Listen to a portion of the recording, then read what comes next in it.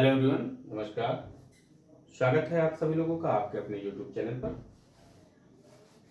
आज का जो सेशन रहेगा यह जीएस का प्रैक्टिस सेट रहेगा, जिसमें हम लोग कुल 25 प्रश्नों का अभ्यास करेंगे। कुल 25 प्रश्नों को सॉल्व करेंगे और देखते हैं इन प्रश्नों को। जैसा कि आप लोग पिछले वीडियोस में लगातार जो है प्रैक्टिस करते आ रहे हैं, उसी तरीके से आज हम लोग यहाँ पर भी इसको सॉल्व करेंगे और महत्वपूर्ण या क्वेश्चन आंसर रहेंगे जो कि आपकी परीक्षाओं के लिए, जैसे यूपी एसआई, यूपी पुलिस, आपका होमगार्ड आदि परीक्षाओं के लिए महत्वपूर्ण रहेंगे। देखते हैं पहला प्रश्न। देखें, निम्नलिखित में से किसे भारतीय भौतिकवाद के पहले ज्ञात समर्थक के रूप में माना जाता है?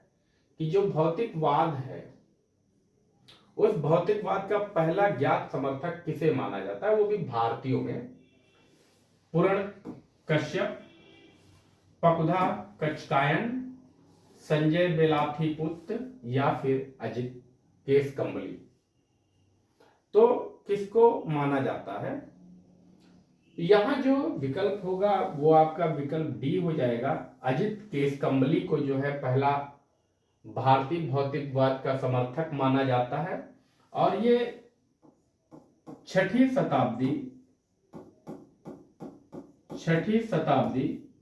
ईसा पूर्व की बात है। ठीक है, ईसा पूर्व में रहे हैं। ठीक है, ईसा पूर्व में रहे हैं। आप ध्यान रखेंगे, अजित केशकंबली। ठीक है, ये चारवाक स्कूल जो है, चारवाक स्कूल, चारवाक दर्शन भी आप जानते होंगे, चारवाक स्कूल के अग्रदूत थे, अग्रदूत भी माने जाते हैं। ठीक है, चल अगला क्वेश्चन देखें। भारतीय दर्शन के संदर्भ में इनमें से कौन सा सही सुमेलित है? यहां पर आपको दिया है, एक तो भारतीय दर्शन दिया है और दूसरा संस्थापक दिया है। आपको बताना है कि कौन सा इसमें विकल्प सही है। क्या न्याय के जैमिनी थे संस्थापक, क्या सांख्य दर्शन के पतंजलि थे, या वैशेषिक के कणाद थे, या फिर तीनों सही हैं? तो यहां क्या बताना है, कौन सा सही होगा? विकल्प नीचे दिया है, केवल 3 सही है, केवल 1 सही है, 1 और 3 सही है, या फिर 2 और 3 सही है? तो क्या बताएंगे कि न्याय के जो संस्थापक थे वो गौतम ऋषि थे। कौन थे? न्याय के जो है वो गौतम ऋषि थे। ठीक है, सांख्य दर्शन के कौन रहे हैं? सांख्य दर्शन, तो सांख्य दर्शन के बताएंगे कपिल मुनि थे। कौन थे? कपिल मुनि थे। अर्थात ये दोनों विकल्प गलत हो गए। तो विकल्प हमारा कौन सा? वैशेषिक के कणाद थे, विकल्प पहला सही है। केवल 3 आंसर सही होगा। यहां कुछ दर्शन देखेंगे, जैसे कि जो जैमिनी है, ये किस दर्शन के जो है संस्थापक थे? जैमिनी। तो क्या बताएंगे, जैमिनी जो है ये पूर्व मीमांसा के हैं, पूर्व मीमांसा।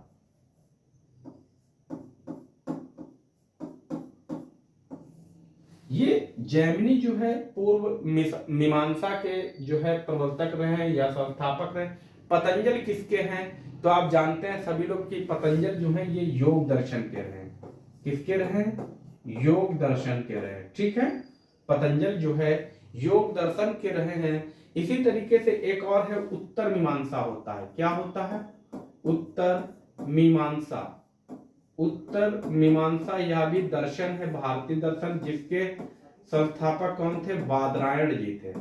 बादरायण जी थे। ठीक है, क्लियर है कि नहीं है? यहां तक बात आपको क्लियर हुई होगी। चल आगे देखें, हम लोग नेक्स्ट क्वेश्चन की ओर बढ़े। अगला जो क्वेश्चन है, प्रश्न संख्या 3, विश्व का सबसे बड़ा लिखित व सर्वाधिक व्यापक संविधान किस देश का है? बताना है कि सबसे बड़ा लिखित संविधान किस देश का है, ये आपको बताना है। क्या अमेरिका का है, ब्रिटेन, कनाडा या फिर भारत का है। तो क्या बताएंगे कि यहाँ जो विकल्प हो जाएगा वो आपका हो जाएगा विकल्प डी हो जाएगा। भारत का जो है सबसे बड़ा लिखित और सबसे बड़ा लिखित है, ठीक है, भारत का। क्लियर है कि नहीं है? ठीक है। यह जो है कैसा है? यह कठोर और लचीला, कठोर और लचीला दोनों प्रकार का संविधान है। यह भी आप लोग ध्यान रखेंगे। क्लियर है कि नहीं? चलिए आगे देखें कि प्रश्न संख्या 4 निम्नलिखित में अधिक राशि है।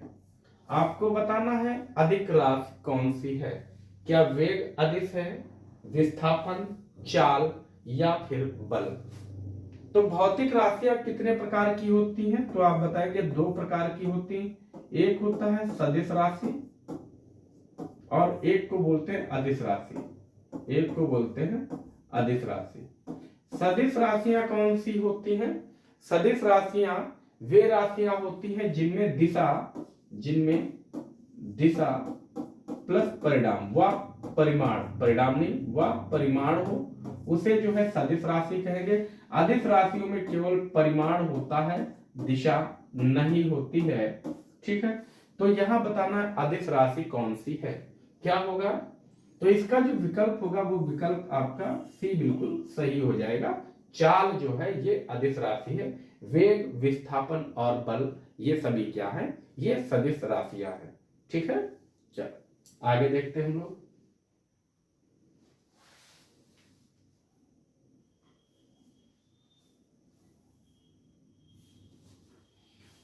प्रश्न संख्या 5 देखें। ध्वनि ऊर्जा को विद्युत ऊर्जा में रूपांतरित करता है। आपको बताना है कि इनमें से कौन सी युक्ति है जो ध्वनि ऊर्जा को विद्युत ऊर्जा में परिवर्तित करती है। क्या सितार होगा, लाउड स्पीकर होगा, माइक्रोफोन होगा या फिर उपर्युक्त सभी हो जाएगा? तो यहां पर क्या हो जाएगा? इसमें जो है ध्वनि ऊर्जा को विद्युत ऊर्जा में कौन बदलता है? तो आप बताएंगे माइक्रोफोन हो जाएगा। विकल्प सी आपका बिल्कुल सही हो जाएगा। सितार जो है ये किसमें बदलता है? तो बताएंगे सितार जो है ये यांत्रिक ऊर्जा को, किसमें? यांत्रिक ऊर्जा को ध्वनि ऊर्जा में, यांत्रिक ऊर्जा को ध्वनि ऊर्जा में बदलता है कौन? सितार। लाउड स्पीकर है ये क्या बताएंगे? ये विद्युत ऊर्जा को विद्युत ऊर्जा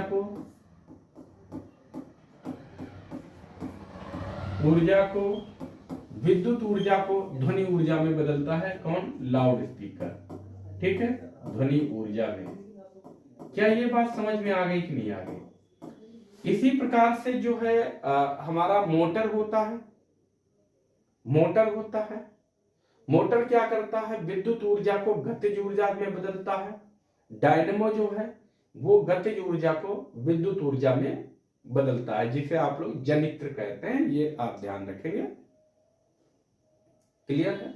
चल आगे देखें। प्रश्न संख्या 6 न्यूट्रॉन की खोज की थी। आपको बताना है कि न्यूट्रॉन की खोज किसने की थी। बताएं आप। यहां पर जो है न्यूट्रॉन की खोज किसने की थी? क्या जे थॉमसन ने, रदरफोर्ड ने, एंडरसन ने या फिर चैडविक ने की थी? यहां पर कौन हो जाएगा? तो क्या बताएंगे कि न्यूट्रॉन की खोज जो है वो किसने की थी? चैडविक ने की थी। विकल्प आपका डी बिल्कुल सही हो जाएगा। जे थॉमसन ने किसकी की थी? तो जे थॉमसन ने जो की थी वो इलेक्ट्रॉन की खोज की थी। किसकी की थी? इलेक्ट्रॉन की खोज जे थॉमसन ने की थी, ठीक है। रदरफोर्ड ने किसकी की थी? तो प्रोटॉन की खोज की थी। प्रोटॉन की खोज जो है रदरफोर्ड ने की थी। एंडरसन ने किसकी की थी? तो एंडरसन ने बताएंगे पॉजिट्रॉन की खोज की थी। किसकी? पॉजिट्रॉन की खोज जो है वो एंडरसन ने की थी। ये आप लोग याद रखिएगा। क्लियर है कि नहीं है? चल नेक्स्ट क्वेश्चन की ओर बढ़ते हैं हम लोग और देखते हैं प्रश्न संख्या 7। प्रश्न संख्या 7 मोनोजाइट किसका अयस्क है? ये आपको बताना है कि मोनोजाइट जो है वो किसका अयस्क है, ये आपको बताना है। क्या जर्कोनियम का है, क्या थोरियम का है, टाइटेनियम का है, या फिर लौह का है, ये आपको बताना है कि मोनोजाइट जो है वो किसका अयस्क है। तो क्या बताएंगे कि मोनोजाइट जो है वो थोरियम का अयस्क है। किसका है? थोरियम का अयस्क है। यह कहां पाया जाता है? केरल के, यह पाया जाता है केरल के मालाबार तट पर, मालाबार तट की, मालाबार तट की मोनोजाइट, मालाबार तट की मोनोजाइट, मोनोजाइट रेत में पाया जाता है, रेत में सर्वाधिक पाया जाता है। ठीक है, रेत में सर्वाधिक, रेत में सर्वाधिक पाया जाता है, ये ध्यान रखेंगे, सर्वाधिक। ठीक है, सर्वाधिक पाया जाता है, पाया जाता है, ये ध्यान रखेंगे। याद रखेंगे कि मोनोजाइट किसका अयस्क है? तो थोरियम का है, थोरियम का मोनोजाइट अयस्क है। ठीक है, मालाबार तट ये भी पूछा जाता है कि यह केरल में है। ठीक है, ध्यान रखेंगे। अगला प्रश्न देखें, प्रश्न संख्या 8, निम्नलिखित में किसमें कार्बन नहीं होता है? तो यहां पर जो तत्व दिए हैं इनमें बताना है कि किसमें कार्बन नहीं पाया जाता है। क्या हीरा में कार्बन नहीं होता है, ग्रेफाइट में नहीं होता है, या फिर कोयला में नहीं होता है, या फिर इनमें से कोई नहीं? तो यहां कौन सा विकल्प हो जाएगा?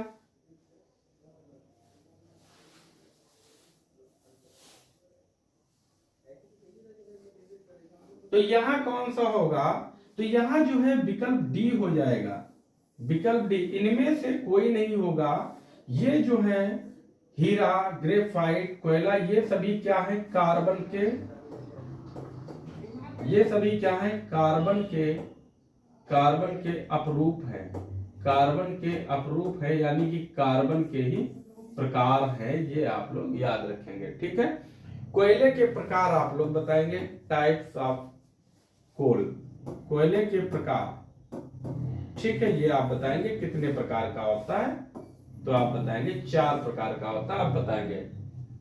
ठीक है, कौन कौन सा होता है आप लोग कमेंट करके जरूर बताइएगा। चलिए आगे चलते हैं।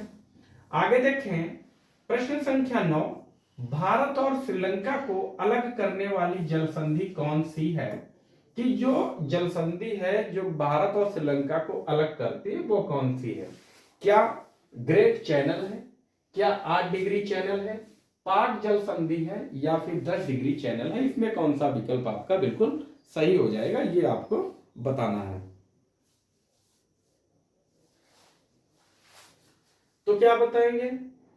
यहां बताएंगे कि पाक जल संधि जो है वो जो है भारत और श्रीलंका को अलग करती है, पाक जल संधि। ठीक है, या पाक जल डमरू मध्य जो है भारत और श्रीलंका के बीच अवस्थित है, या भी आप याद रखिएगा, कुछ भी पूछ सकता है क्वेश्चन चेंज करके। तो प्रश्न संख्या 10 देखें, प्राचीन भारत के महान व्याकरणविद पतंजलि किसके समकालीन थे? पतंजलि ये किसके समकालीन थे? क्या चंद्रगुप्त मौर्य के थे, अशोक के थे, पुष्यमित्र शुंग, या फिर वसुमित्र के समकालीन थे? ये आपको बताना है कौन सा विकल्प ए, बी, सी, डी में हो जाएगा।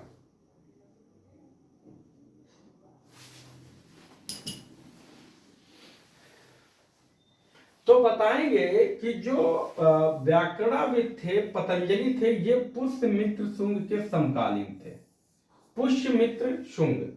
और पतंजलि ये थे क्या? तो बताएंगे पुष्यमित्र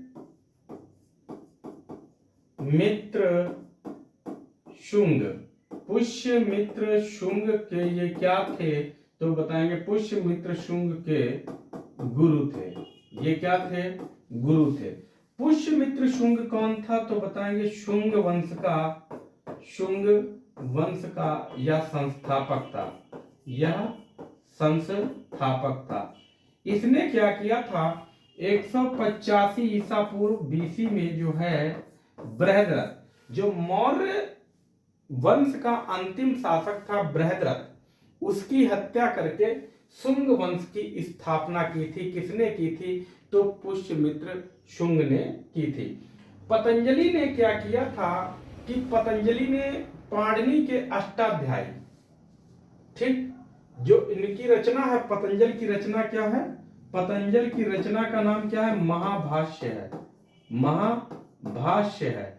महाभाष्य क्या है, यह जो अष्टाध्यायी की टीका है। महाभाष्य क्या है, ये अष्टाध्यायी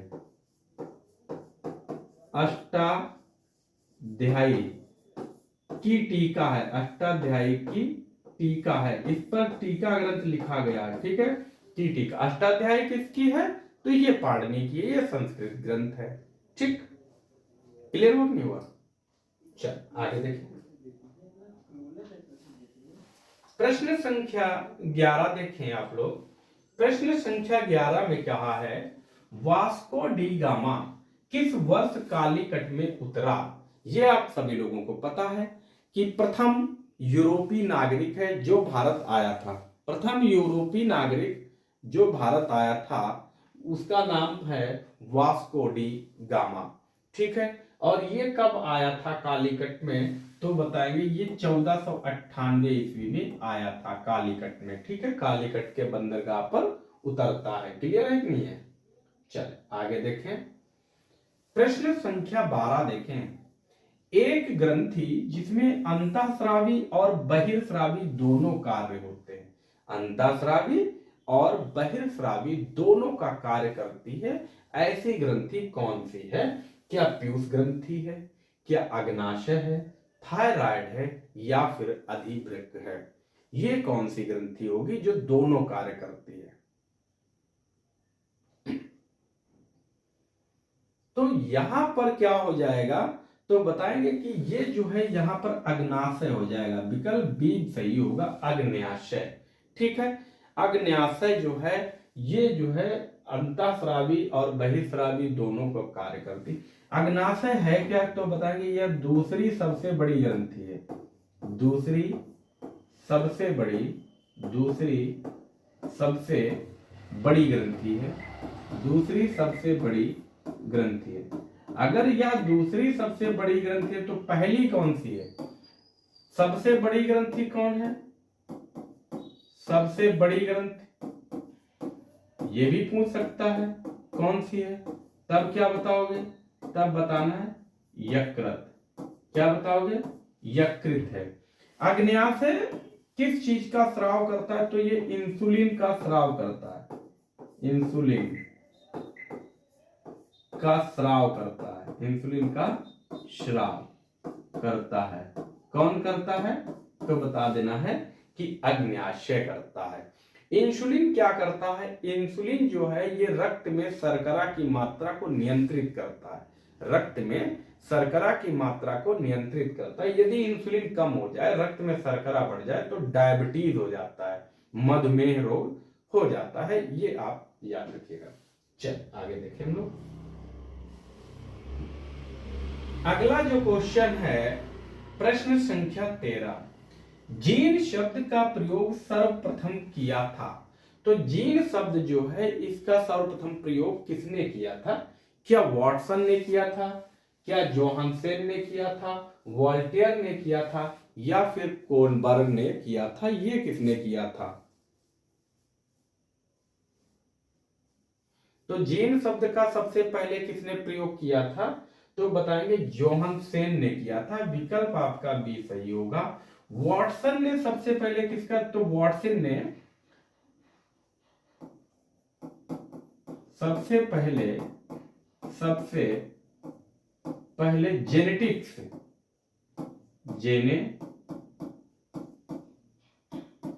शब्द का प्रयोग किया था, जेनेटिक्स शब्द का प्रयोग किया था,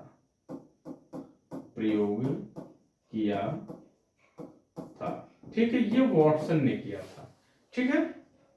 चल अगला क्वेश्चन देखें, प्रश्न संख्या 14, मानव शरीर की सबसे बड़ी ग्रंथि कौन सी है? आ गया क्वेश्चन, आप इसका आंसर बड़ी आसानी से दे सकते हैं कि मानव शरीर के सबसे बड़ी ग्रंथि कौन सी है?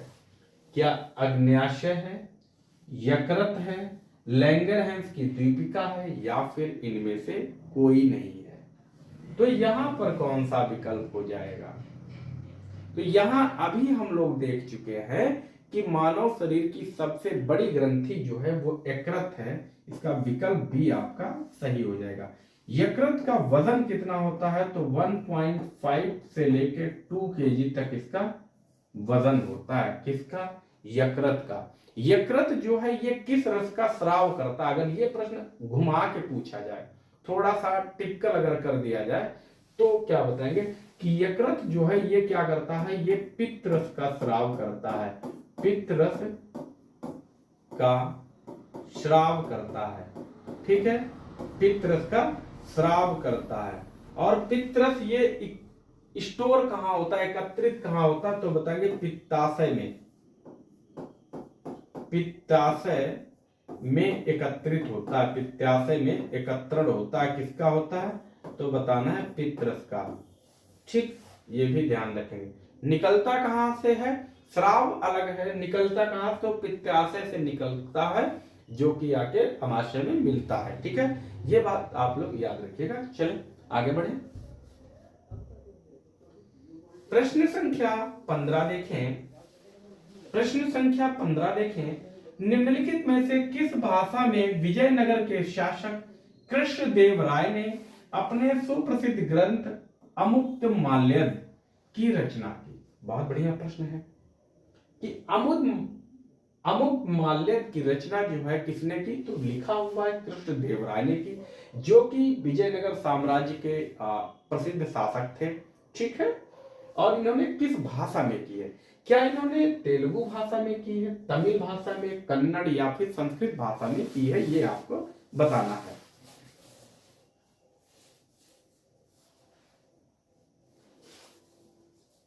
तो क्या बताएंगे कि इन्होंने जो है ये अमुक्तमाल्यद को जो है तेलुगु भाषा में लिखा है। ठीक है, और अमुक्तमाल्यद किसका है? कृष्णदेव राय का है। अगर ये पूछा जाता कि कृष्णदेव राय किस वंश के शासक हैं, तो बताएंगे ये तुलुव वंश के हैं। किसके हैं? तुलुव वंश के ये शासक हैं। इनके शासन काल में जो मंत्री हैं इनको क्या कहते हैं? मंत्री हैं, इनको क्या कहा जाता था? अष्ट दिग्गज कहा जाता था। अष्ट दिग्गज कहा जाता था, ये ध्यान रखेंगे। अष्ट प्रधान भी होता है, जो कि शिवाजी के शासन काल में थे। शिवाजी के मंत्रियों को अष्ट प्रधान कहा जाता था। ये 8 मंत्रियों का गुट हुआ करता था। ठीक है, अष्ट दिग्गज। आए अगला क्वेश्चन देखें। अगला जो क्वेश्चन है प्रश्न संख्या 16 देखें। भारत में पुर्तगालियों ने सर्वप्रथम अपना दुर्ग कहां निर्मित किया था? बहुत बढ़िया प्रश्न है कि जो पुर्तगाली आए थे उन्होंने अपना दुर्ग कहां स्थापित किया था? पहला दुर्ग कहां स्थापित किया था? कोच्चिन में, अंजीदीव में, गोवा या कन्नौर में? तो क्या बताएंगे कि जो पुर्तगाली आए थे उन्होंने अपना पहला दुर्ग या फैक्ट्री कहां? कोच्चिन में स्थापित की थी। इनका उद्देश्य क्या था आने का? तो मसालों के व्यापार पर, मसालों के व्यापार पर एकाधिकार करना था। एकाधिकार करना था। ठीक है, और जो है पुर्तगाली ये जो है भारत में आने वाले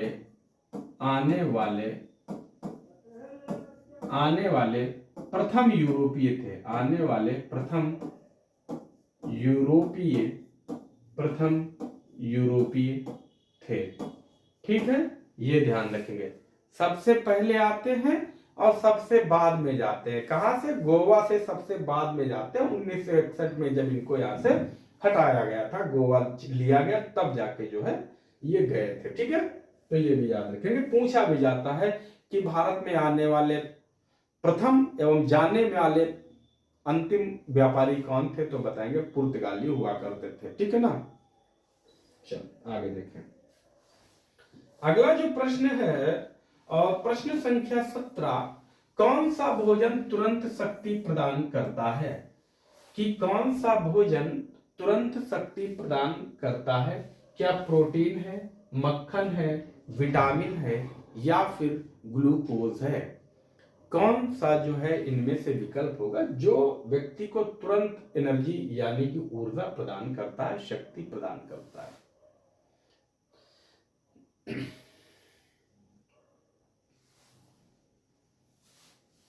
तो आप लोगों ने देखा होगा कि जो एथलीट, या ये भी कहा जाता है कि एथलीट को ऊर्जा प्रदान करने के लिए क्या दिया जाता है, ऐसा भी प्रश्न पूछा गया है। ठीक है ना।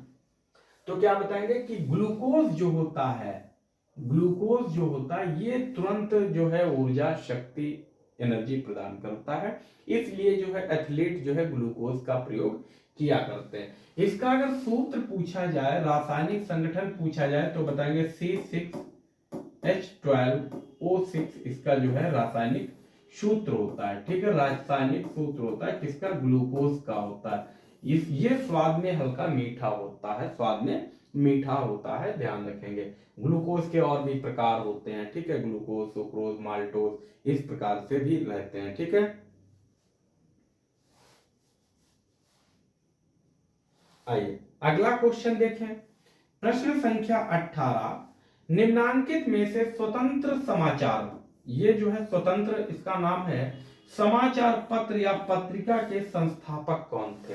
ये आपको बताना है कि स्वतंत्र पत्र या पत्रिका के संस्थापक कौन थे या प्रकाशक कौन थे? क्या एनी बेसेंट होंगे, अरविंद घोष होंगे, जवाहरलाल नेहरू या फिर मोतीलाल नेहरू हो जाएंगे? कौन यहां पर हो जाएंगे, ये आपको बताना है।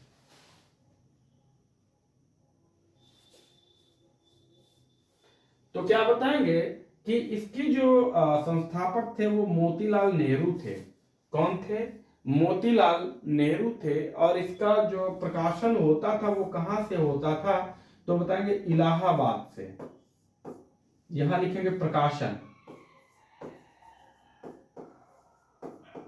प्रकाशन कहां से होता था? तो इलाहाबाद से होता था,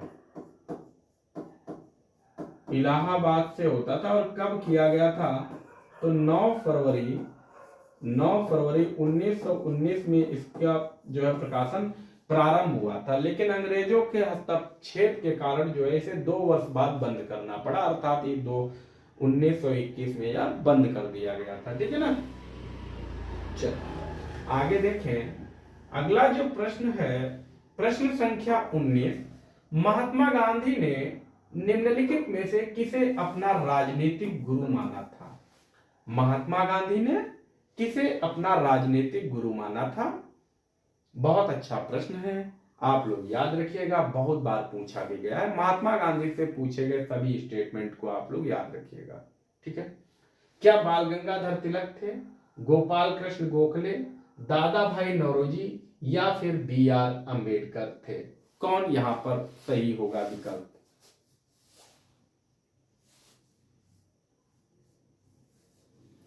तो क्या बताएंगे कि महात्मा गांधी ने जो है गोपाल कृष्ण गोखले को अपना राजनीतिक गुरु माना था।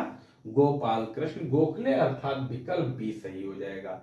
अगर आपसे पूछा जाए गोपाल कृष्ण गोखले के गुरु, गोपाल कृष्ण गोखले के गुरु इनका नाम क्या था? तो क्या बताएंगे? MG, नाम सुना होगा आप लोगों ने, MG रानाडे। MG रानाडे जो है, ये जो है गोपाल कृष्ण गोखले के गुरु थे। ठीक है। आपसे अगर पूछा जाए महात्मा गांधी को राष्ट्रपिता किसने कहा, तो क्या बताएंगे? महात्मा गांधी को राष्ट्रपिता, राष्ट्रपिता किसने कहा है? राष्ट्रपिता किसने कहा है? तो क्या बताएंगे? सुभाष चंद्र बोस। किसने कहा है? सुभाष चंद्र बोस ने कहा था अपने रेडियो प्रसारण में, सुभाष चंद्र बोस ने।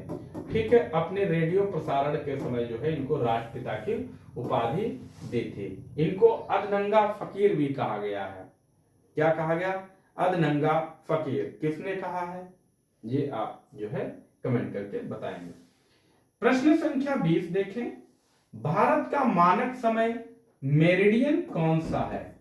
कि जो भारत का मानक समय है वो कौन सा है? क्या 82.5 डिग्री पूर्वी देशांतर है?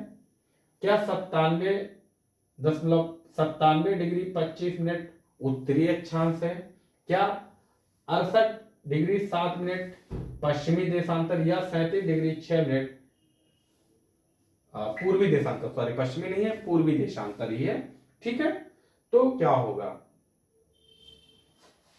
तो यहां जो विकल्प हो जाएगा आपका, जो मानक समय की बात करेंगे तो मानक समय आपका विकल्प ए सही होगा।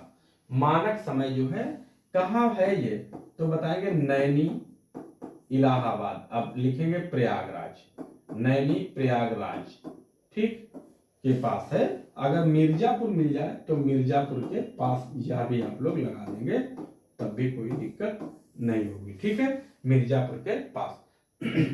अगर ये पूछा जाए मानक समय रेखा, जो मानक समय रेखा जो है वो भारत के कितने राज्यों से होकर गुजरती है, तो क्या बताएंगे? कहेंगे 5 राज्यों से होकर गुजरती है। मानक समय रेखा जो है वो भारत के 5 राज्यों से होकर गुजरती है। ये राज्य कौन कौन से होंगे ये आप लोग याद रखिएगा। एक तो उत्तर प्रदेश है,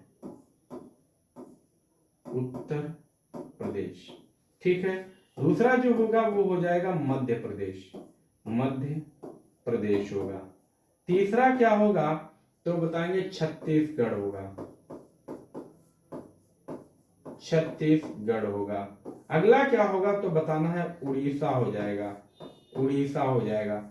और फिर क्या हो जाएगा तो बताएंगे आंध्र प्रदेश हो जाएगा, आंध्र प्रदेश। ये आप लोग याद रखेंगे, यहां से क्वेश्चन जरूर पूछे जाते हैं। एक ये पूछा जाता है भारत में कर्क रेखा पर स्थित राज्य कितने हैं? कर्क रेखा पर स्थित राज्य कितने हैं? कर्क रेखा पर स्थित राज्य ये कितने हैं तो बताएंगे 8 हैं। ठीक है, ये 8 हैं। क्लियर है कि नहीं? चलो आगे देखें। अगला प्रश्न है प्रश्न संख्या 21। देखिए आप लोग कि कोलकाता में भारतीय सांख्यिकी संस्थान की स्थापना किसने की थी? कोलकाता में भारतीय सांख्यिकी संस्थान की स्थापना किसने की थी? क्या आरसी देसाई ने की थी, दादा भाई नौरोजी ने की थी, पीसी महालनोबिस ने की थी, या VKRV राव ने की थी? ये आपको बताना है।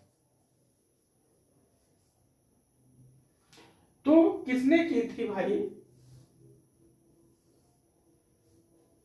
तो बताएंगे कि पीसी महालनोबिस ने, जो कोलकाता में जो भारतीय सांख्यिकी संस्थान है उसकी स्थापना पीसी महालनोबिस ने की थी। कब की थी तो बताना है 17 दिसंबर 1931 में जो है की गई थी। ठीक है, 17 दिसंबर 1931 में इसकी स्थापना की गई थी। अगला क्वेश्चन देखें, निम्न में से कौन सा संघ सूची के तहत कोई विषय नहीं है? यहां यह बताना है कि संघ सूची में कौन सा विषय नहीं आता इनमें से दिया हुआ। क्या सार्वजनिक स्वास्थ्य होगा, क्या परमाणु ऊर्जा होगा, विदेशी मामले होंगे, या युद्ध और शांति होगा? कौन सा हो जाएगा?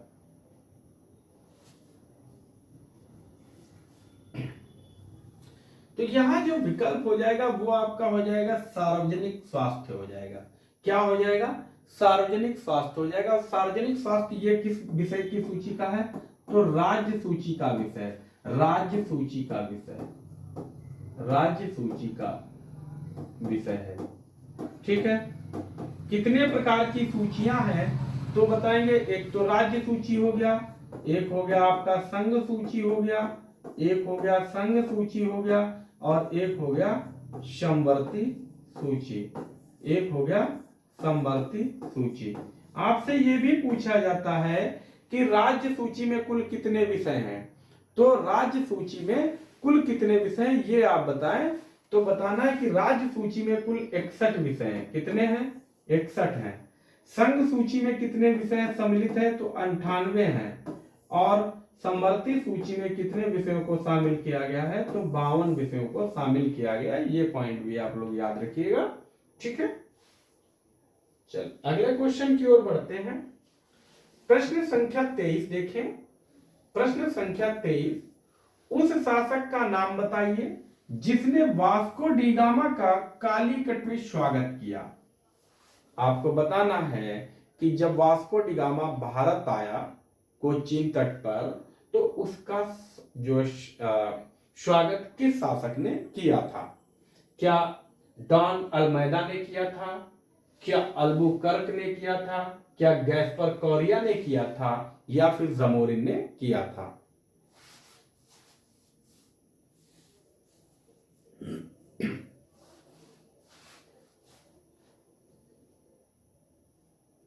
तो क्या बताएंगे कि जो वास्को डी गामा है, ठीक है,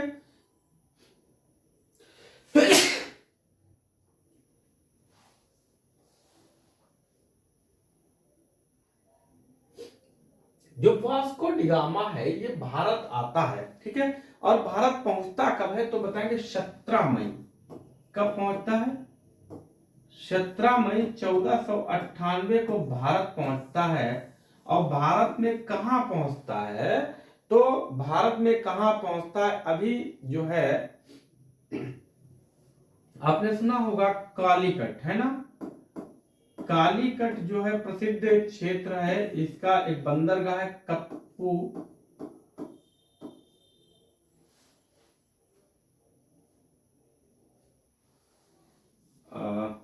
क्या है, कप कड़ाबू, कप कड़ाबू, ठीक है, ये बंदरगाह है। कप कड़ाबू बंदरगाह पर जब ये पहुंचता है तो इसका जो है स्वागत करता है कौन? जो शासक है वहां का जमोरिन।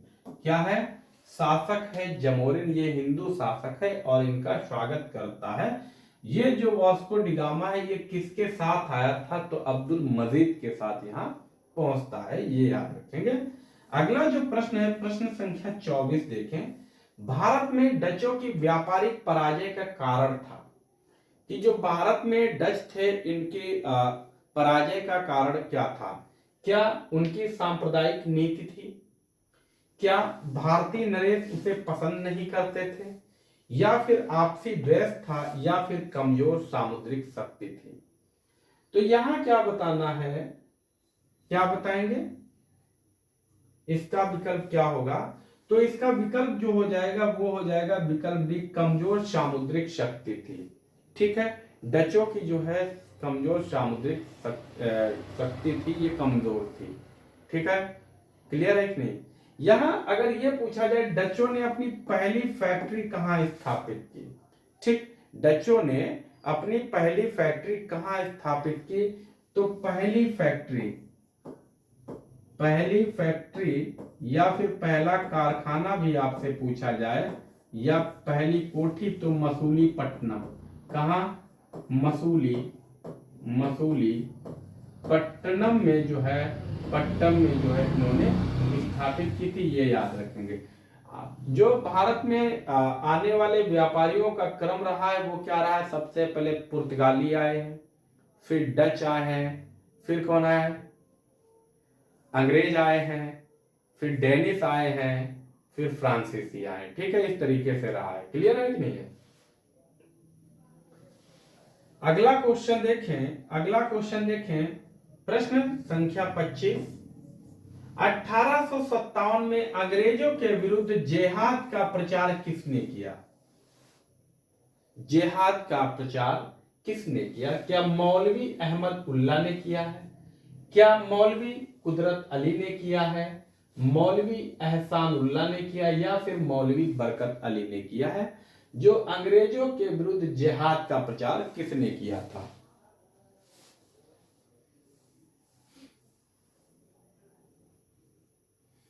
तो क्या कहा है इन्होंने? अंग्रेजों के विरुद्ध जो प्रचार किया जिहाद का, वो मौलवी अहमद उल्ला ने किया है। और अंग्रेजों को कहा क्या है? काफिर कहा है। अंग्रेजों को काफिर कहा। कि काफिरों के खिलाफ एकजुट हो जाओ और इन्हें खदेड़ दो भारत से। ठीक ऐसा इन्होंने कहा है। क्लियर है कि नहीं है? चलो आगे देखें, प्रश्न संख्या 26 देखें, बंगाल विभाजन के बाद कौन सा आंदोलन शुरू हुआ है? ये आज का अपना अंतिम प्रश्न है। आप लोग इस प्रश्न को पढ़िए और बहुत ध्यान से इसका उत्तर दीजिए। बंगाल विभाजन के बाद कौन सा आंदोलन शुरू हुआ है? क्या सविनय अवज्ञा आंदोलन शुरू हुआ है? क्या स्वदेशी आंदोलन शुरू हुआ है? क्या असहयोग आंदोलन या फिर भारत छोड़ो आंदोलन शुरू हुआ है? कौन सा आंदोलन जो है शुरू हुआ है बंगाल विभाजन के बाद? ये आप लोग बताएं।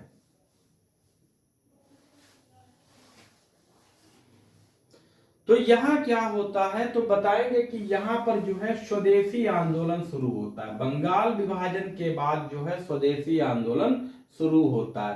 बंगाल विभाजन, बंग भंग जिसे कहा गया बंग भंग, क्या कहा गया है? बंग भंग इसे कहा गया है। और इसकी घोषणा कब की गई? बंग भंग की घोषणा की कब दी गई? ठीक है, कब की गई थी? तो क्या बताएंगे? 20 जुलाई, क्या बताना है? बंग भंग की घोषणा कब की गई? 20 जुलाई 1905। किसने की थी? किसके शासनकाल में? तो क्या बताएंगे? Lord Curzon. किसके शासनकाल में हुआ? लॉर्ड कर्जन के शासनकाल में हुआ। इसी के विरोध में जो है, इसी के विरोध में जो स्वदेशी आंदोलन शुरू होता है। ठीक है, स्वदेशी आंदोलन शुरू होता है और स्वदेशी आंदोलन शुरू करने की घोषणा जो है कब की गई? तो बताएंगे 7 अगस्त 1905 कलकत्ता के टाउन हॉल, कलकत्ता के टाउन हॉल में। ठीक है, टाउन हॉल में इसकी जो है घोषणा की गई थी। ठीक है, इसी समय जो है बंगाल विभाजन के विरोध में जो है रविंद्रनाथ टैगोर ने, ठीक है, रविंद्रनाथ